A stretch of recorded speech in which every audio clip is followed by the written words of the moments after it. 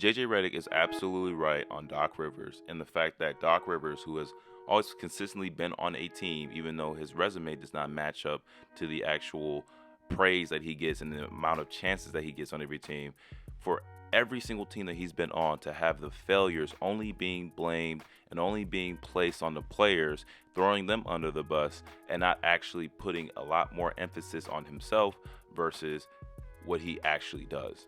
Seeing this when he was in the 76ers, and right now we're seeing this in Milwaukee. So we have a problem in Milwaukee. This is one of the issues that I saw when they fired Adrian Griffin. Not so much the firing, because I understand, of course, you might want to do a little bit better on the defensive end, which they have struggled not only just this year, but last year with Mike Budenholzer. But one of the things that you really need to get control of is the person that you put next as the coaching position. There are probably many coaches out there right now that I just don't have the top of my mind. But Doc Rivers being the first coach, especially the person who was consulting the coach that you just fired, is the coach that you want to be of your team next? That doesn't really make any sense. And every single loss that he's had so far is always some sort of an excuse. Oh, it's been really, really hard. I wouldn't wish this on my worst enemy, of trying to take over a team in the middle of the season, or trying to blame the team's faults on, some players are in Cabo, but some players are in here, saying that the team is just simply not focused. Now, he's not necessarily wrong in saying that the team is simply not focused, because the issues that they're having right now is the same issues that they were having with Mike Budenholzer and Adrian Griffin. And so the real issue is that, well, one, you need a coach that is able to kind of like plug up these holes.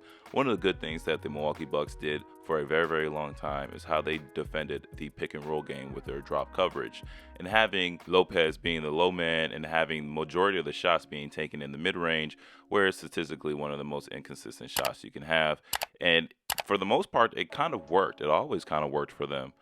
But times have kind of changed, because when you get rid of, the best defender on your team and Drew Holiday, and you switch it up with a person who's not really known for defense or not necessarily the best defender on the team, nowhere even close, in Damian Lillard, you start to have a little bit of issues. And everybody's been kind of theorizing that there might be an issue between him and Lopez and their bevy of issues where they're not connecting on the pick and roll, whether they're making decisions on defense that just doesn't make sense, not getting each other's back on the backside help.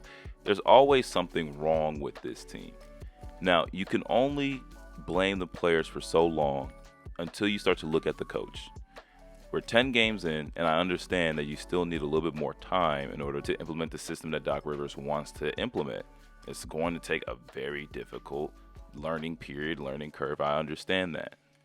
But there are simple mistakes that are being made. Not being there to help on defense, not being aware of passing lanes, not defending the drop coverage like they used to.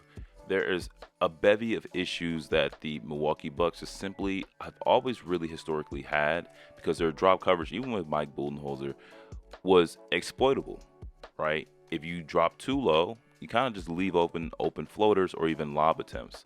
Or you even break down the defense where somebody else has to help, or there might be a backdoor cut that you're not necessarily taking into account on, especially if you're not necessarily in the play, and so you might not be 1,000% aware of what your man is doing.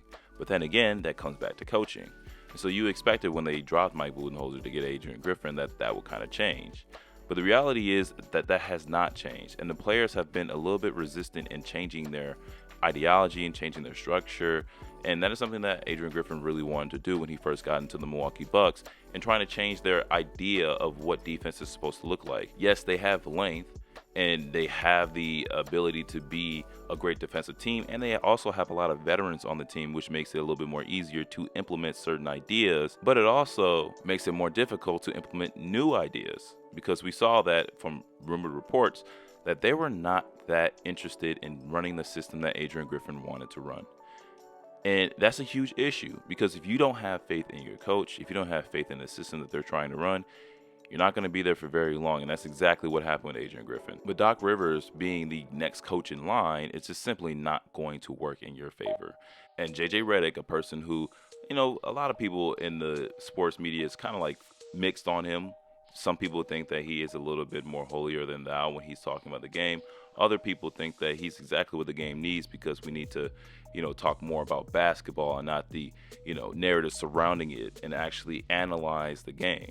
The reality is that not a lot of people will really care for that. A lot of people love hearing about the nitty gritty of, what's the drama between the two or drama between the team or something like that. But sometimes, just like how I want my channel to be, I want to bridge that gap between regular sports talk and actually analytics and analyzing the game. And I think JJ Reddick does a little bit of both. But JJ Reddick also has experience on being on Doc Rivers' team, where he has seen time and time again, not only when Doc Rivers is coaching him, but also other teams where Doc Rivers throws his players underneath the bus every single time. Every single time. It's almost barely, hey, that game is on me, I need to coach better, or anything like that. It's almost always something about the players need to do better. And to a certain degree, I understand. But when you have a reputation of not coaching well or have a laissez-faire attitude when it comes to coaching the last couple minutes of a game, it begs the question of why are you even there in the first place? The players are great, but they can only be as great as they can depending on what direction that they're going in, right? Giannis is a great player, but for the majority of his career, he has not been a winning player. It took Mike Budenholzer to be a person who kind of molded that system to become a winning system. And of course, getting more key players on their team like Drew Holiday, Bobby Portis, Lopez, and others to kind of like make the team what it is. Even Mike DiVincenzo before he left for New York. It takes a lot of pieces and it takes a lot of work. But at the end of the day, the coach is where the buck stops.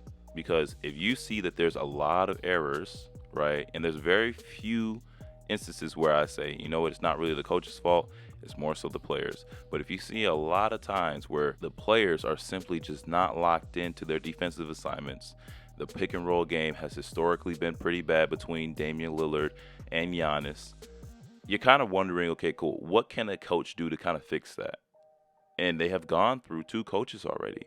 They have gone through Adrian Griffin and they have gone through Doc Rivers. And I don't believe that Doc Rivers is going to stay after this season. They might even fire him before the season ends. But because of the turmoil within the team, they might keep him. Because right now, the team is kind of in limbo. The Bucks are a dumpster fire right now. And like everybody else, including myself, we all love dumpster fires.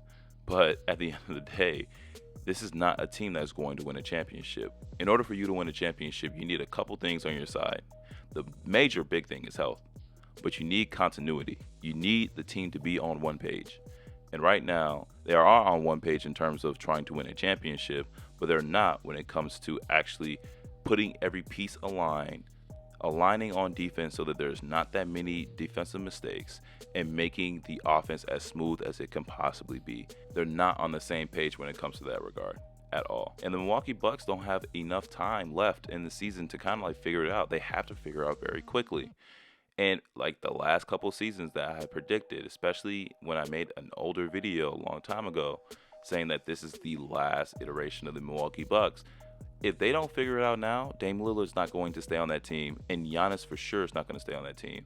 As much as Giannis loves Milwaukee, you can only do so much. And we don't know where Chris Middleton's going to be. He probably is going to go somewhere else where he's a little bit more appreciated, where he's more of a second option. He's playing great as a third option, but of course, health is always the major thing with Chris Middleton.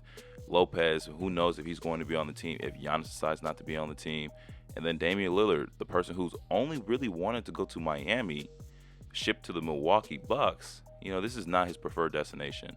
Now, I still believe that they still have some dogs on the Milwaukee Bucks, and it takes a lot of effort to make the team gel together. But at the end of the day, this wasn't his first destination that he really wanted to go to. Matter of fact, probably the furthest. And this all kind of boils down to, are they good enough and are they cohesive enough to win a championship? Because right now, if they continue down the road that they've always been doing since the start of this season, even with as many wins as they possibly can, this team is just not good enough to beat other teams within their league. And if they continue to fail, not only will we not see Doc Rivers next season, which we should not, but we probably won't see Giannis in a Bucks jersey ever again.